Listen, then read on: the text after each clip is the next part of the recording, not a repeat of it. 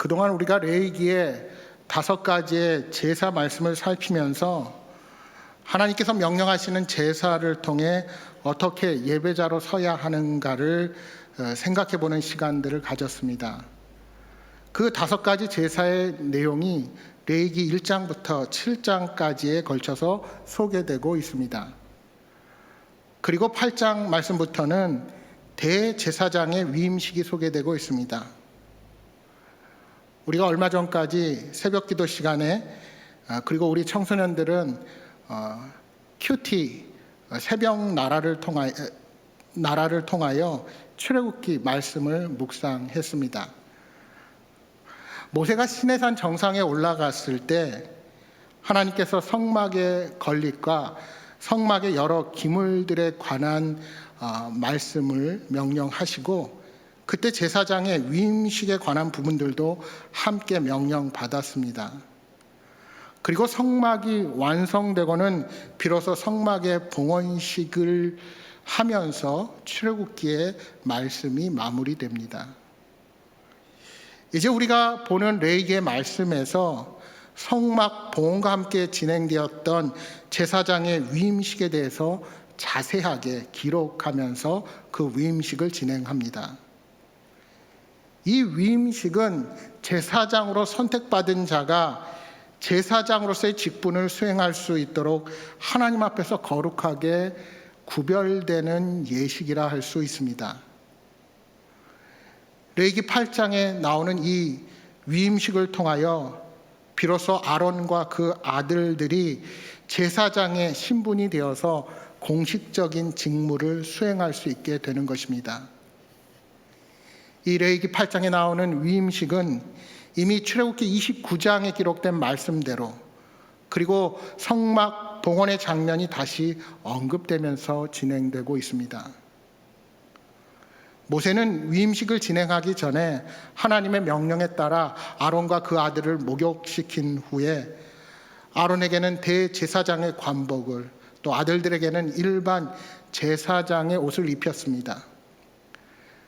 그들의 거룩한 직분의 구별됨은 우선 거룩한 옷을 통해 드러나야 했습니다. 모든 준비가 마친 후 위임식을 위한 일련의 제사들이 진행되었습니다. 수소의 속죄제, 숫양의 번제, 숫양의 위임식 화목제가 치러지게 됩니다. 특별히 위임식 숫양의 제사는 위임식의 핵심이라 할 수 있습니다.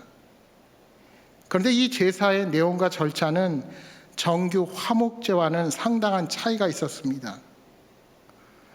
또한 여기에는 독특한 피의 예식도 있는데 제물의 피를 제사장으로 위임하는 자들의 신체의 말단 부위에 바르게 됩니다. 이것은 위임하는 자들을 깨끗하게 씻는 행위를 상징하는 것으로 특별한 사명을 받은 그들의 정결함을 의미하는 예식입니다.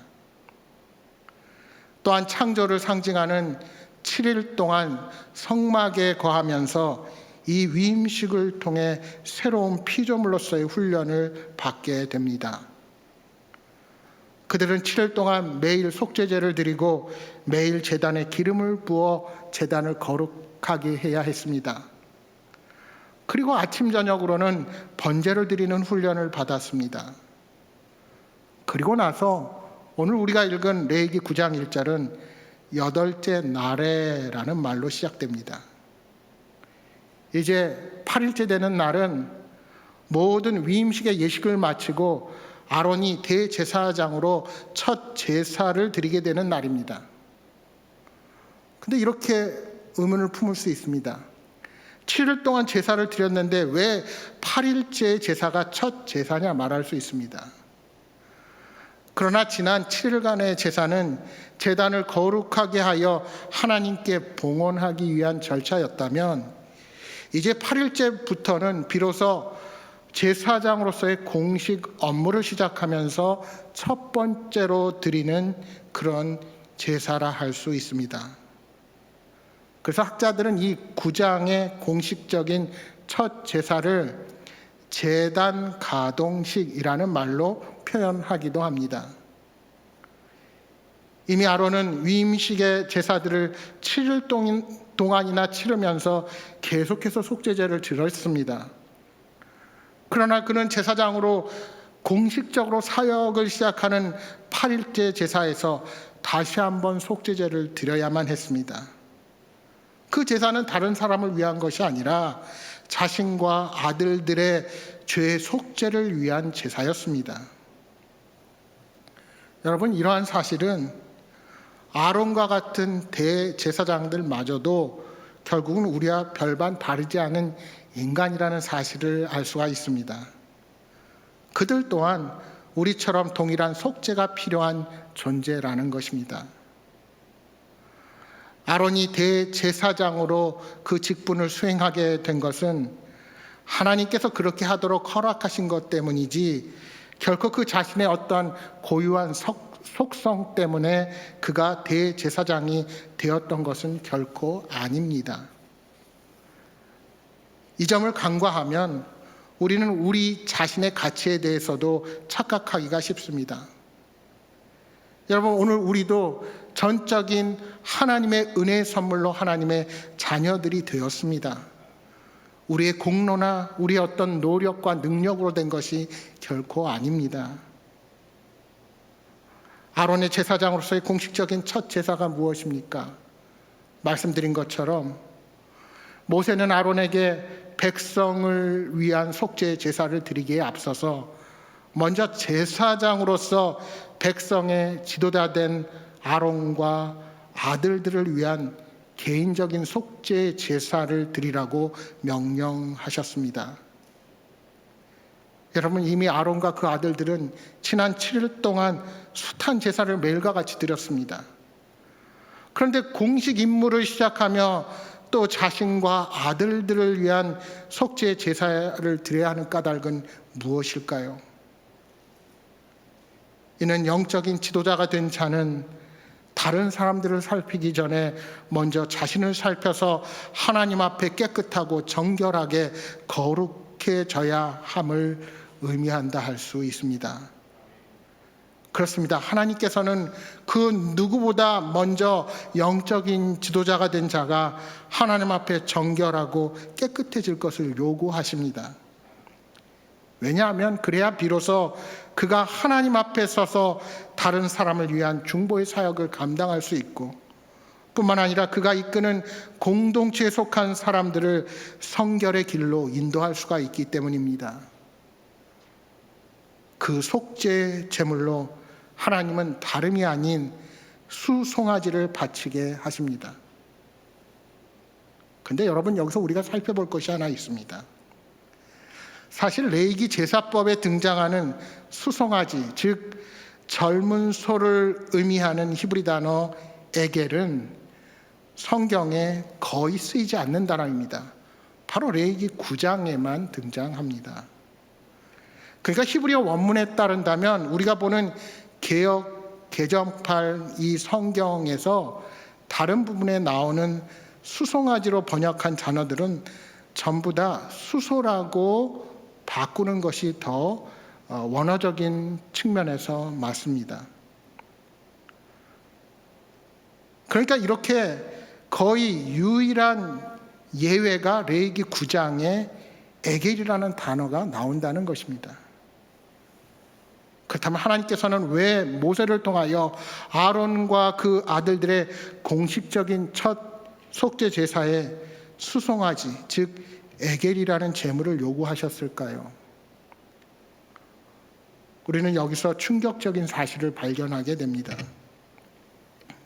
아론과 이스라엘 백성들이 지은 가장 큰 죄, 즉 출애굽기 32장에 나타나는 황금 송아지에게 제사했던 죄에 대한 극복의 차원에서 하나님께서는 수송아지를 마련하셔서 은혜를 베푸시고자 하시는 것입니다. 그러니까 하나님께서는 이스라엘 백성들이 저질렀던 끔찍한 죄로 인한 허물을 제거하기 위해서 이 황금 송아지를 연상시키는 가장 젊고 힘있는 수송아지를 제물로 요구하셨던 것입니다.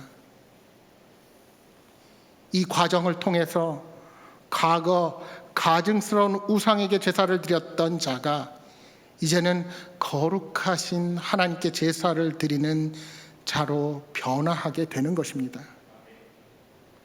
여러분, 아론은 이 제사를 드리면서 아마도 우리가 아는 복음성가의 가사처럼 나의 나된 것은 다 하나님의 은혜라, 한량없는 은혜, 갚을 수 없는 은혜, 내 삶을 애워싸는 하나님의 은혜라고 고백하며 죄로 죽을 수밖에 없는 자신을 용서하시고 주의 일꾼 삼으신 그 은혜 앞에 감격하게 되었을 것입니다.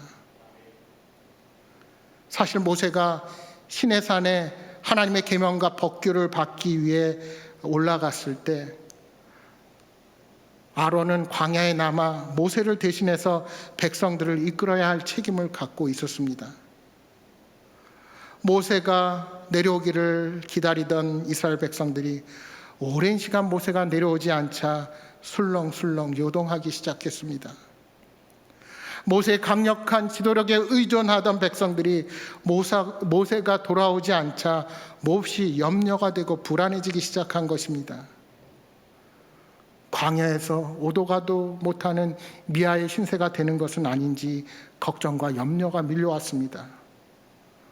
마침내 그들은 더 이상 기다리지 못하고 아론에게 우르르 몰려가서 아우성을 쳤습니다. 그때 그들이 요구한 것이 무엇이었습니까? 바로 모세를 대신하여 자신들을 이끌어갈 우상을 만들기 원했던 것입니다. 그들의 거듭된 요구에 굴복한 아론은 출애굽 당시 이스라엘 백성들이 애굽 사람들에게서 취했던 금고리를 가져오게 하여서 그것을 녹이고 조각하여 큰 형태로 만들어서 송아지 형상의 우상을 만듭니다. 장차 대제사장이 직분을 감당해야 할 아론이 자신의 손으로 금송아지를 만들고 신으로 선포하는 어이없는 장면이 연출되게 된 것입니다. 결과적으로 그 사건으로 시내산의 언약은 파괴되고 모세의 중보로 우여곡절 끝에 다시 하나님과의 언약을 회복합니다. 그러나 그 사건으로 금송아지 숭배와 관련해서 하나님은 레위인들을 통해서 3,000명의 이스라엘 백성들을 처단하십니다. 근데 여러분, 그때 왜 아론은 그 심판의 자리에서 처단하지 않으셨을까요? 궁금증을 가지고 성경 어디를 봐도 그런 내용은 나와 있지 않습니다. 그저 하나님의 은혜라고밖에 설명할 길이 없습니다. 그것은 우리가 아무리 참남한 죄를 저질렀다 해도 그 자체로 우리를 끝내지 않으시고 긍휼을 베푸사 또 다른 은혜를 주시는 하나님의 사랑 때문이라고밖에 설명할 길이 없습니다. 우리가 하나님을 바라보고 진정으로 통회하며 정말 간절하게 겸손한 마음으로 은혜의 손길을 갈망한다면 그것은 우리에게 새로운 시작일 수가 있습니다. 요한복음 21장 말씀해 보시면 부활하신 예수님께서 제자들과 함께 조반을 두신 후에 시몬 베드로에게 내가 나를 사랑하느냐 하고 3번 묻는 유명한 장면이 나옵니다. 여러분, 이 유명한 이 요한복음 21장의 이 광경이 우리에게 감동을 주는 이유가 어디에 있습니까? 너무나도 큰 잘못을 저지른 베드로가 전혀 기대하지 못한 회복의 은혜를 감동적인 이야기로 우리에게 전하기 때문일 것입니다. 여러분들이 잘 알다시피 베드로는 예수님의 수제자였습니다. 또한 예수님을 정말로 사랑하고 열정을 가졌던 제자였습니다. 그는 가이사랴 빌립보에서 예수님이 사람들이 나를 누구라 하느냐 하고 물으셨을 때 그는 자신의 신앙 고백으로 주는 그리스도시요 살아계신 하나님의 아들이십니다 라고 고백했던 자였습니다. 또한 예수님께서 잡히시던 밤에 예수님을 잡으러 온 대제사장의 종의 귀를 칼로 내리칠 정도로 예수님을 향한 열정이 컸던 사람이었습니다. 그러한 열정 때문에 그는 예수님이 잡혀가실 것을 예고하시자 모두 주를 버릴지라도 나는 결코 버리지 않겠나이다 라고 힘주어 호언장담했던 인물입니다. 거기에 예수님께서 오늘 밤 닭 울기 전에 내가 나를 3번 부인하리라 말씀하시자 내가 주와 함께 죽을지언정 주를 부인하지 않겠나이다 하고 말했던 사람이었습니다. 그러나 창조 이후로 흑암이 가장 어두웠던 밤, 인간이 하나님을 향해 가장 극렬한 반역을 저질렀던 그 밤, 그래서 공중 권세 잡은 자의 힘이 가장 융성하여 예수님마저도 땀을 피 흘리듯 기도해야 하셨던 그 밤에 베드로는 주님께 말했던 그 약속을 지키지 못했습니다. 그는 예수님이 신문 받으시던 대제사장 집에 몰래 들어갔습니다. 그러나 그를 알아본 사람들이 예수님과 자신의 관계를 묻게 되자 3번이나 주님을 부인합니다. 심지어 마지막으로 부인할 때는 저주하며 맹세까지 하며 예수님을 알지 못한다고 말합니다. 그리고 드디어 닭이 울자 그는 예수님의 예언대로 된 것을 깨닫고 밖으로 나아가서 심히 통곡합니다. 이렇게 제자들에게 버림받은 예수님은 십자가에 달려 돌아가십니다. 베드로 자신이 그렇게 열정적으로 사랑했던 주님을 그런 식으로 배신한 후 우리 주님은 죽임을 당하셨습니다. 이런 마당에 베드로에게 무슨 삶의 희망이나 의미가 있었겠습니까? 여러분, 요한복음 21장 말씀에 보면 사람 낚는 어부가 되어야 할 베드로가 예수님을 처음 만났을 때처럼 다시 고기 잡는 어부로 돌아가 있었습니다. 그날 그는 예수님을 처음 만난 밤처럼 밤새 아무것도 잡지 못합니다.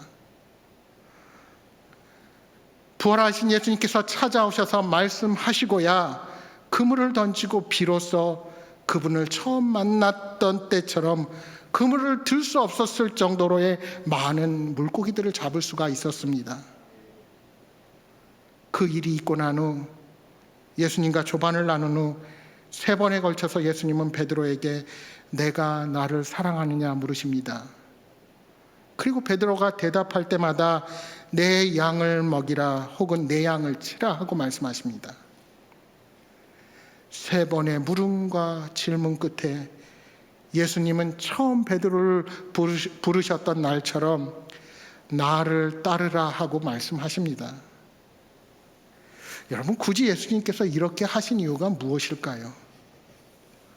그것은 예수님을 3번 부인했던 베드로에게 회복이 필요해서가 아니었을까요?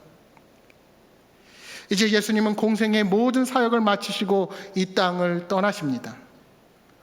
그러나 베드로는 예수님의 승천 이후에 이 땅에 남아 초대교회의 수장 역할을 감당하며 복음의 사명을 감당해야 할 사람입니다.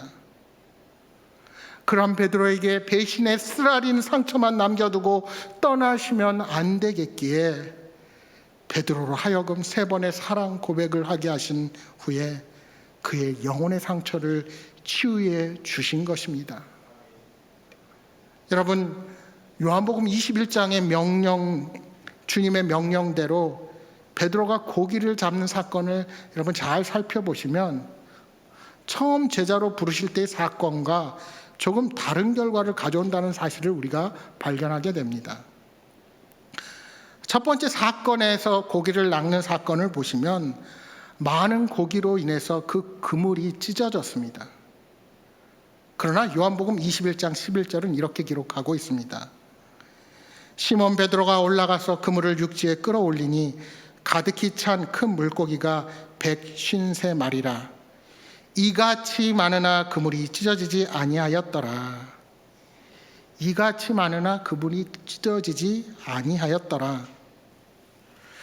여러분, 혹시 저는 이것이 하나의 상징이 아닐까 생각해 봅니다. 베드로는 스승에 대한 사랑과 열정에도 불구하고 여러 번 넘어지고 실패하고 실수하고 책망을 받았습니다. 그러나 사도행전의 기사가 보여주듯이 그는 예수님께서 승천하신 후에 3,000명을 회심시키고 그들에게 세례를 주는 등 놀라운 하나님의 사람으로 쓰임을 받는 자가 되었습니다. 마치 부활하신 예수님께서 베드로를 다시 찾아오셔서 다시 고기를 잡아주신 그 그물에 여전히 큰 물고기가 가득 찼지만 그물이 찢어지지 않았던 것처럼 그는 이제 사람을 많이 낚는 어부가 된 것입니다. 여러분, 이스라엘의 첫 번째 대제사장이자 모든 이스라엘의 제사장들의 조상인 아론은 자신의 첫 제사를 하나님께 드린 것이 아니라 금송아지 우상에게 드렸던 자였습니다. 이런 점에서 그는 이스라엘의 첫 대제사장이 되기는커녕 죄로 말미암아 당장 죽임을 당해도 할 말이 없는 죄인이었습니다. 그러나 하나님께서는 죄와 허물로 죽었던 자와 같은 아론을 세우셔서 대제사장이 되게 하시고 그의 중보 사역을 통해 모든 이스라엘 백성들이 하나님 앞에서 살아갈 수 있게 하셨습니다. 마치 예수님을 부인한 베드로를 초대교회 수장으로 삼으셨던 것처럼 말입니다. 하지만 이렇게 되기 위해서 아론에게도 베드로와 같은 치유와 과거에 대한 극복의 과정이 필요했습니다. 이것을 위해서 하나님께서는 황금 송아지를 연상시키는 수송아지로 속죄의 제사를 드리게 하신 것입니다. 이 과정을 통해 과거 가증스러운 우상에게 제사를 드렸던 자가 거룩하신 하나님께 제사를 드리는 대제사장이라는 역할로 변화하게 되는 것입니다. 여러분, 얼마나 크고 놀라운 은혜입니까? 우리는 이 레위기 9장의 아론의 공식적인 첫 제사를 통해 다음과 같은 교훈을 얻을 수가 있습니다. 첫째로, 우리 하나님은 참으로 섬세하신 분이시라는 사실입니다. 우리 하나님은 우리 삶의 모든 아픈 부분을 어루만지시고 우리 가슴에 사무치도록 감격스러운 방법으로 우리들의 상처를 치유해 주시는 분이십니다. 이런 하나님을 경험하며 살아간다는 것이 바로 우리 믿음의 백성들의 특권인 것입니다. 둘째로, 아무리 참혹한 죄를 저질렀어도 베드로와 아론처럼 그것이 끝이 아닙니다. 우리가 진실로 통회하고 간절하게 하나님 앞에 매달린다면 하나님께서는 은혜의 손길을 펼치사 우리에게 새로운 시작을 반드시 허락해 주십니다. 그러므로 마지막 세 번째로 기억해야 할 것은 어떠한 경우에도 포기해서는 안 된다는 것입니다. 우리가 우리 자신을 포기하고 싶을 때에도 우리 손을 붙잡고 끝까지 놓지 않으시는 분이 바로 우리 하나님이십니다. 이사야서 49장 15절에 말씀합니다. 여인이 어찌 그 젖먹는 자식을 잊겠으며 자기 태에서 난 아들을 긍휼히 여기지 않겠느냐. 그들이 혹시 잊을지라도 나는 너를 잊지 아니할 것이라. 그들이 혹시 잊을지라도 나는 너희를 잊지 아니할 것이라. 어머니는 자식을 낳을 때 생명을 잃을 것과 같은 고통을 느끼며 자식을 낳습니다. 그러니 누구보다도 자식을 사랑합니다. 그러나 우리 하나님의 사랑은 그보다 더 큰 사랑입니다. 사랑하는 독생자를 우리를 위해서 내어주실 정도로 저와 여러분을 사랑하셨습니다. 그 하나님께서 어떠한 경우에도 우리를 포기하지 않으십니다. 그러므로 지금 삶의 가장 절망적인 순간, 가장 절망적인 죄, 가장 절망적인 연약함에 허덕이고 있다 할지라도 포기하지 마십시오. 하나님이 포기하지 않으면 그런 것들은 인생의 끝이 될 수 없습니다. 아무리 하나님의 용서 사랑으로 대제사장의 위임식을 거행하게 된 아론과 그의 아들들의 마음 한켠에는 해결되지 않는 죄에 대한 부끄러움이 있었을 것입니다. 그러나 성소 안에서 7일 동안 제사를 드리며 하나님의 뜻을 구하며 마침내 공식적인 제사장의 업무로 자신을 위한 속죄의 제사를 드리면서 과거의 모든 죄가는 진정으로 과거의 일이 되었다는 것을 그들은 깊이 깨닫게 되었을 것입니다. 이렇게 하나님께서는 아론을 영적 지도자로 세우기 전에 하나님의 은혜만이 그의 정체성을 가져올 수 있다는 사실을 깊이 깨닫게 하신 것입니다. 따라서 우리가 하나님 앞에 예배 드릴 때 반드시 확인해야 할 것이 있습니다. 그것은 먼저 하나님의 은혜가 아니면 우리는 하나님 앞에 설 수 없는 자라는 사실입니다. 따라서 우리는 날마다 정결하고 깨끗한 마음으로 주님 앞으로 나아가야 하는 것입니다. 또한 그러한 하나님을 향한 은혜와 사랑에 감격하며 예배자로 서야 합니다. 여러분, 예배는 복받기 위한 행위가 아닙니다. 예배는 이미 하나님께로부터 받은 복과 은혜에 대한 응답으로 하는 행위가 예배입니다. 예배는 또 다른 무언가를 얻기 위한 수단이 아니라 이미 받은 은혜에 대한 우리들의 응답이 되어야 하는 것입니다. 여러분, 왜 유대인들이 자녀들을 교육할 때 이 모세오경 토라 중에서 다른 말씀을 제껴두고 이 복잡하고 어렵다는 레위기의 말씀을 먼저 교육했을까요? 우리가 레위기를 살펴보면서 알게 되는 것처럼 레위기는 복잡하기만 한 것이 아니라 하나님을 섬기는 도리와 방법을 제시한 예배를 위한 책이기 때문입니다. 따라서 그들은 어려서부터 아이들에게 받은 은혜를 깨닫고 감사하며 고백하는 행위로서의 예배가 얼마나 중요한 것인지를 알게 한 것입니다. 말하자면 그들의 삶의 가장 최우선순위가 하나님 앞에 예배자로 서야 한다는 것을 가리킨 것입니다. 예배는 이미 받은 은혜에 감사하며 고백하는 행위이기에 예배 자리는 항상 은혜가 충만하게 체험되는 곳이 되어야 합니다. 어떤 목사님의 어린 딸이 어느 날 아빠에게 이렇게 물었습니다. 아빠, 천국 가면 뭐해?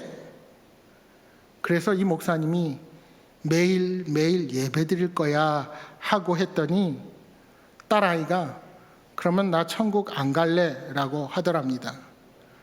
그래서 그 이유를 물었더니 일주일에 한 번 교회 가서 예배 드리는 것도 쉽지 않은데 매일매일 예배 드리면 그건 천국이 아니라 지옥이야 라고 대답했다는 것입니다. 그래서 한바탕 웃고 마음속으로 아이를 위해 간절히 기도했다고 합니다. 사랑하는 여러분, 우리가 예배하는 자리에서 이렇게 평생 예배하며 살면 좋겠다라는 감격의 고백이 자연스럽게 나오게 될 때 우리는 완전히 천국 체질로 바뀌게 될 것입니다. 예배 체질이 아니면 마음 편히 죽지 못하고 두고두고 괴로울 것입니다. 그래서 우리는 날마다 성령의 충만함으로 하나님 앞에 서야 합니다. 바라기는 우리의 다음 세대들이 예배가 자신들의 삶에 가장 소중하고 복된 것임을 깨달아야 하지 않겠습니까? 하나님을 향한 은혜의 감격, 우리를 어떠한 경우에도 버리지 아니하시며 끝까지 사랑하시고 보호하시는 하나님의 사랑과 은혜에 대한 응답, 그 하나님을 향한 찬양과 예배가 끊이지 않는 복된 삶이 되시기를 소망합니다. 날마다의 삶이 하나님을 향한 은혜와 사랑의 고백이 넘치는 기쁨의 예배자로 서시는 여러분 모두가 되시기를 주님의 이름으로 축복합니다.